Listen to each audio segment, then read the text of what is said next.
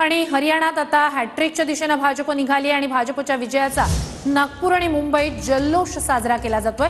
भाजपच्या कार्यकर्त्यांनी हरियाणा विधानसभेच्या विजयाचा जल्लोष केलेला आहे।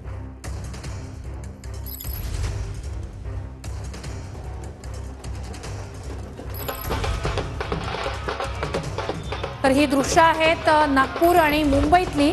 हरियाणात भाजप आता सत्तेची हॅट्रिक करते।